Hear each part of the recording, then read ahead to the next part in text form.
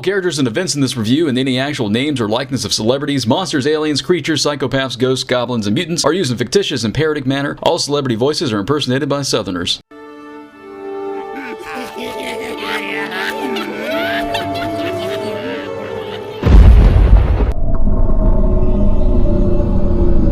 Bring up the video zone.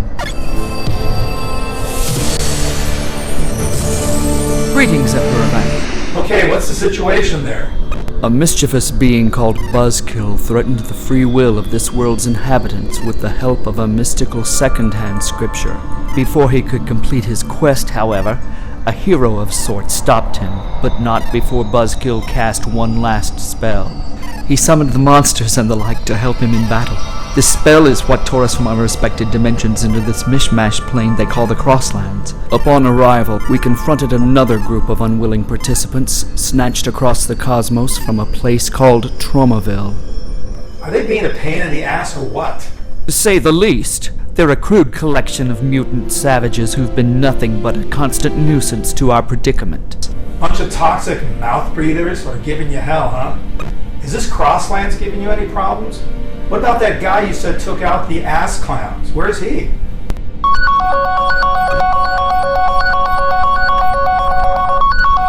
Y'all there? Hello?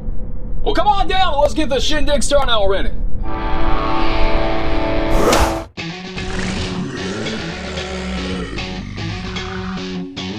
I can't watch much more of this. It's not scary, it's just shit.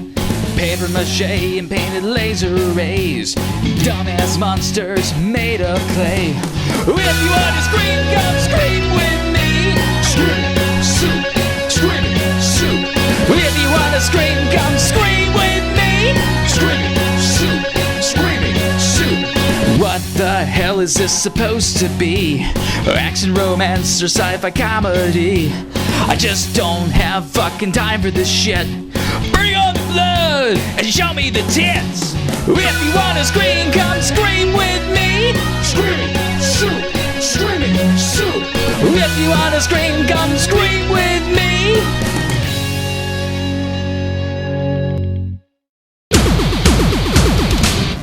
Alright, let's try this again. Reminder for those with shifter brains that Howlin is neutral territory. No one's bringing their unholy war into this bar after I just fought tooth and nail for it, comprende? So Toxie, you're here to speak for Troma, and for Full Moon we have... West. Dr. Herbert West. Well, get in here so I have to yell across the bar. Off you trip, polecats. Toxie, keep your VO in check, will ya? I'm sorry, Deadwest, but my Tromatons are going crazy. It's taking all I got to resist fighting this evil in our presence. What an interesting biological reaction to such an intangible stimulus. Perhaps I can help you with that back at my lab. I don't need to be poked and probed to know your bad news. Hey, focus now. Toxie, we talked about this. You already started this shitstorm and you led an all-out attack on Full Moon after y'all landed here. How can I make you understand? I'm trying to save you all from these venomous snakes from the stars. This mutated mishap is grossly mistaken. My fellow travelers and I are merely trying to collect ourselves and devise a way home which is near impossible as long as we're constantly occupied with defending ourselves from your attacks. My Tromatons only act up when there's evil business around. How do you explain that? Dr. West? We have certain individuals whose purposes are of ill intent. But what community doesn't? We at least have our problematic passengers contained, which is more than I can say for Tromaville over there. Maybe you should direct your rage toward those gangs running amok, like the Cretans and the Surf Nazis. Whoa! Everybody stay frosty! I've had enough of this insult to diplomacy. I've had enough of your lies, Dr. Firepants. You may think you're this righteous hero, but all I see is a grandstanding peon who doesn't recognize those who are superior. Now, not all of us are in favor of fighting, but there are those willing to finish what you start at our doorstep. Well, that went just like a plan. Where are you going? I have to rally the Tromavillians. We need to be ready when everything goes nuclear. Well, damn it to hell! Well, howdy there, Screen Freaks. A lot's happened since we last saw you, so let's walk and talk. You wouldn't believe what's been happening here since the last saw you, Screen Freaks. Ever since Troma and Full Moon got here, it's been non-stop mutant punk rumbles and laser scythe fighting around the clock. We're lucky the Howland's still standing, but who knows for how long after we just saw diplomacy get slam dunked down the shitter. So, how did it go? Not good. You guys come up with anything? We either need a being of unfathomable cosmic power to send them back home, or wait till they kill each other off. Are you sure Ray Wise doesn't mind us using his office? He's too busy working on some new TV show to be worried about this place. What are we gonna do? If only we could let them fight, but in controlled conditions, it spares the Howland. That's it! Yo, everyone out there, listen up! This is Deadbeat, undeaded in your face! I just wanted to thank you beautiful sheepies and gorgles for coming out to support me giving this official christening of the new Thunderdome! Now for this most historic occasion, I give you the sweet anthem! Stand to your feet and pump your fists in the air! Though this is your proposed solution to our predicament, gladiatorial combat. We know we can't stop him from going at it like piss-crazed alley cats, so we figured this can at least help keep damages to a minimal. This eyesore's been sitting here abandoned since the dinosaurs broke free and ate all the wranglers. Damn shame, too. They have this diving actor, the T-Rex that thought he could swim. Well, I can't wait. When can I start mopping the floors with these guys? Well, now hold on there, partner. That's the beauty of our system here. Doc Rex built a surefire means of random selection that decides who goes in for every fight that's willing. This way, Troma gets to lay the smackdown on evil, no offense, West, and Full Moon is left alone long enough to plan a way home. It's an eye for an eye win for us all. Out there. Deadbeat! Ow! Well, this is it. I'm grabbing a seat, so I'll see you later. What's up to all you out of this world Max out there? This is Eppenstein bringing you the 411 on this over-the-top grudge match. Breaking this blue waffle hymen. First up, we have... For Full Moon, the Shrunken Heads. I'm still not entirely comfortable with this whole idea. Would you prefer they fight at the Howland? Doc! What the hell are those? Well, lucky for you, I've been watching up on our new neighbors and can tell you all you need to know. Let's take a second, Screen Freaks, and review one of Full Moon's more bizarre movies, Shrunken Heads. The meat of this story are 3 children refusing to stand by while their neighborhood falls to the mercy of the vicious vipers and make a stand for justice in the boy meets girl way. Armed with VHS surveillance, these amateur crime fighters charge into the night, and the Viper's face is helping the police rid the streets of their car-stripping tyranny. That is until their cross-dressing gang leader Big Mo bails them out, and because these dumbass kids never heard of anonymous tips, they're at the top of the Viper's shit list and gunned down in a blaze of RoboCop glory. Gone but not forgotten, the kids' friendly neighborhood voodoo priest Kumatra decides to complete their superhero origin story, transforming them into magically charged shrunken heads seeking vengeance for their deaths.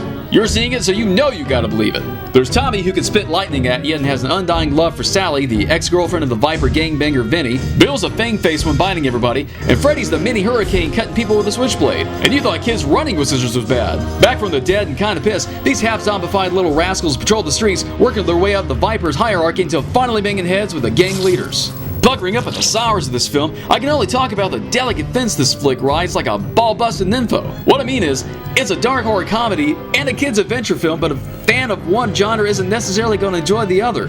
Now, for instance, if you missed the R rating at first glance, this comes across more or less a fun fantasy film for kids. You got 3 youngins zipping around with superpowers, beating up bad guys and saving the day. But then you look at how all this happens and it's pretty damn morbid. The kids are gunned down like dirty dogs, had their heads cut off by Kumatra, reanimated as flying conehead talking jungle trinkets from a concoction made of dead cat, and then kept in captivity until called for missions by their new voodoo master. But don't they just look so cute and family friendly doing it? Almost makes you want to excuse all the colorful expressions characters use. I hope you get run over, you dumbass little bitch. You're a real fucking comedian. The fuck up! I asked a goddamn question. I say Vinny better that he's a rat bastard. Come on, asshole. I'll break your goddamn head.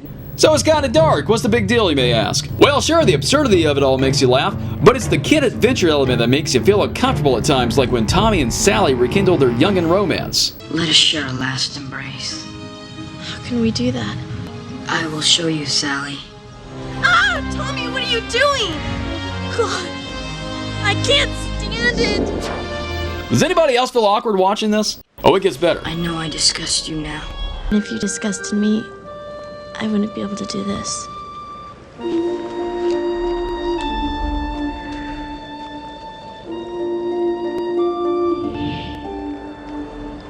Never have I seen or heard of a human head made so small to show affection of this sort. I will leave you alone to afford you privacy. I must know now, Sally. Is your maidenhead intact? Like I said, the dark comedy fans now feel awkward as hell, and a whole can of fucked up emotions have just opened up for kids whose parents didn't know better. Before the popos are knocking down our door, let's move on. Aside from all the oddball mixture of adult dramedy and kiddie fantasy, this film did succeed in giving us zero pissing time and zero bogus scares. I guess the filmmakers didn't want to bore the adults and thought bogus jump scares would be too frightening for the unsupervised Rugrat viewers. Speaking of the filmmakers, one of the sweets of this Full Moon film is made by some famous brothers. Charlie Band came up with the idea for Shrunken Heads and produced it, and his brother Richard composed the music. Opposite them, the director is Richard Elfman, playing the preacher on the bus. The brother composer, Danny Elfman, the guy who does the music for all Tim Burton's movies, and Danny provided the main theme of Shrunken Heads. This film kind of makes sense now when you know that. Richard even got to double dip into his brother's music using his Oingo Boingo Band song, No One Lives Forever, for the big chase scene at the end, but I still prefer Toby Hooper's use of the song in Texas Chainsaw Massacre 2. And if you like farts and zombies, then you'll love the fate of the Viper Gang. Each time a gangbanger is killed by one of the heads, they come back to life as a dim-witted, community-conscious citizen, cleaning up the neighborhood while shitting themselves until they decompose into brown liquid. I guess it beats being mummified like Big Mo and Vinny. Never crossed anyone who's friends with a voodoo cop from Haiti. If you haven't figured it out yet, this is the same actor who played the short-changed voodoo priest that brought Cordell back from the dead in Maniac Cop 3. Except this time, we know what he's doing, and he's following through with it, unlike Maniac Cop 3. When it comes to the body Shrunken Head stacks, we're at a bit of a loss. Everybody who dies is brought back to life one way or another. You would think that the defeat of the Vipers could be enough for releasing the boys from their hellish existence, but Sally takes up the voodoo hoodoo from Kamatra and becomes a caretaker for the heads until they're needed again. Needed again? Are these boys now doomed to a fate that you never asked for as a little girl's mind-fuck kill squad with benefits? That is some twisted shit. Now, as awkward as this story got at times, there were no boobs anywhere to make it more confusing. Luckily for you, you know what you're in for when watching our show, so here's some eye candy for you. Billy, well, let's nuke this mishmash mess and see what it rates.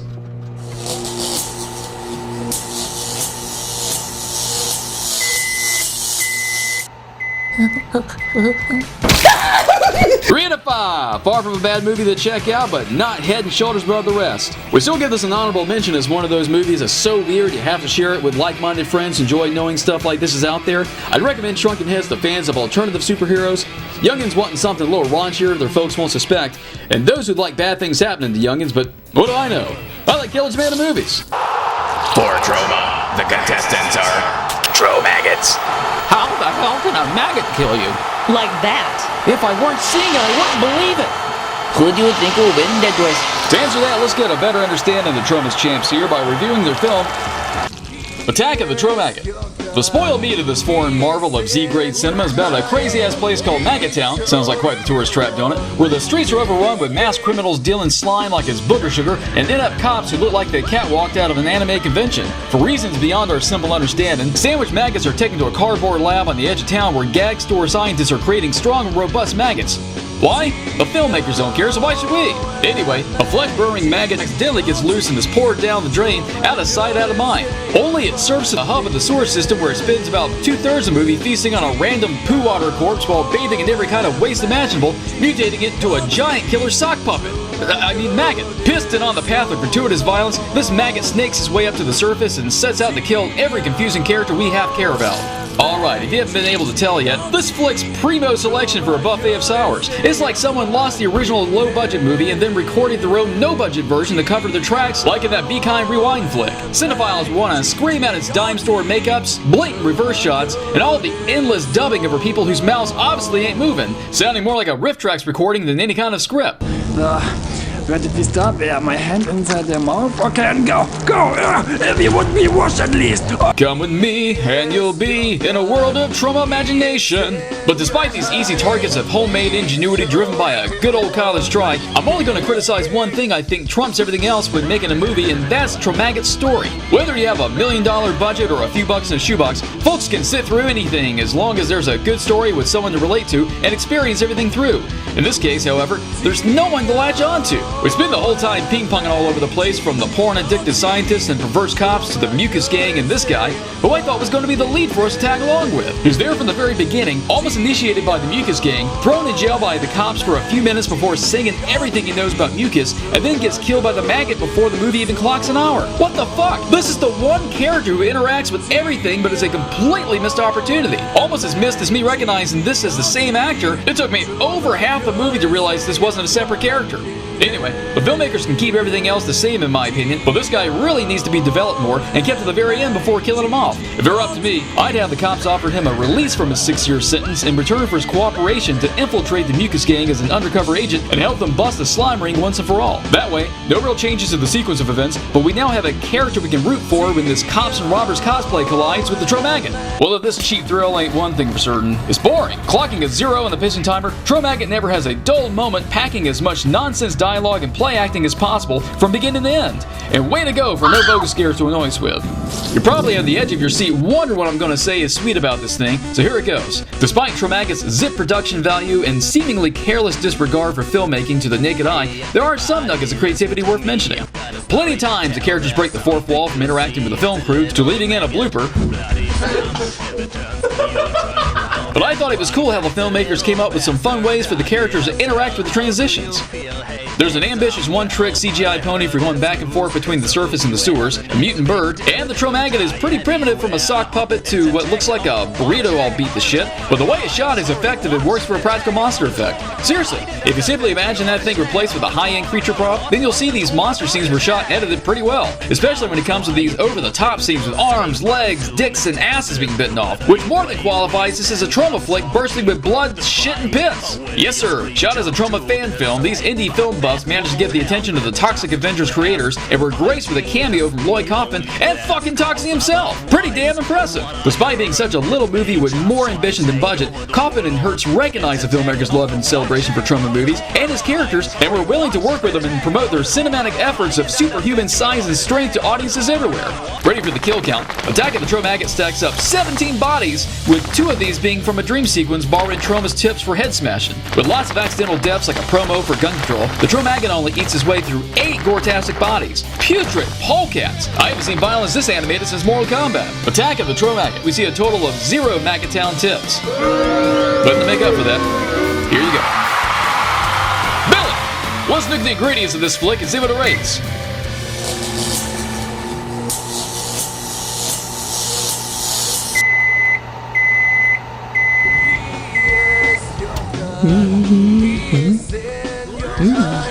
Two out of 5.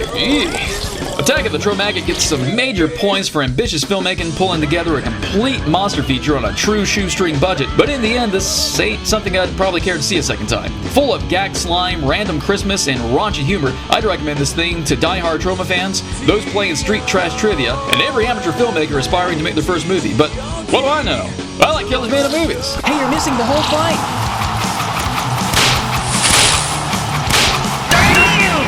Unexpected move by the mother. We got ourselves a level battlefield, y'all.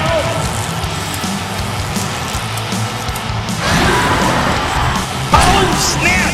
Someone just got the bell on this round. The winner is the remaining Shrunken Head, which means the first blood goes to Full Moon. Fascinating. You'll make quite the addition to my studies. That was awesome! It's much better than the Dino Rodeo. Whoa! Look at this crowd! They sure got fight fever now. We've still got a lot of rounds to go.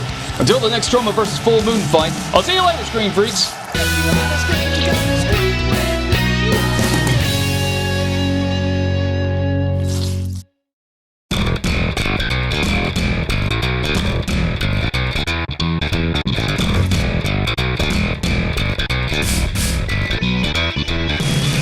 Well, howdy there, Screen Freaks. Well, thank you kindly for watching, and help yourself to more servings of Screaming Soup by visiting our site at screamingsoup.com. You can read our weekly updates, character bios, and interviews, catch up on past episodes, browse our store, and drool over the Howlin' Hottie of the Week. If you want to scream at us, just holler at screamingsoup@gmail.com, and don't forget to stalk us through social media, conveniently linked at the top of the site.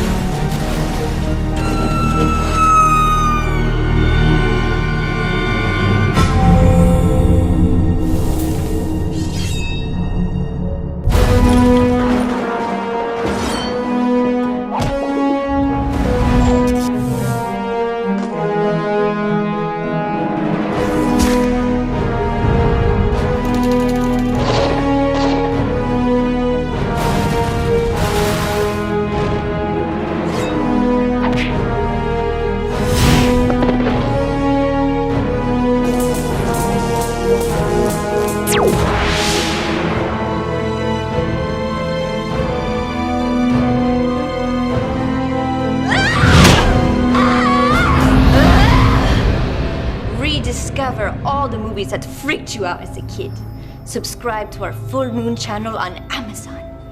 It's like Netflix for lunatics.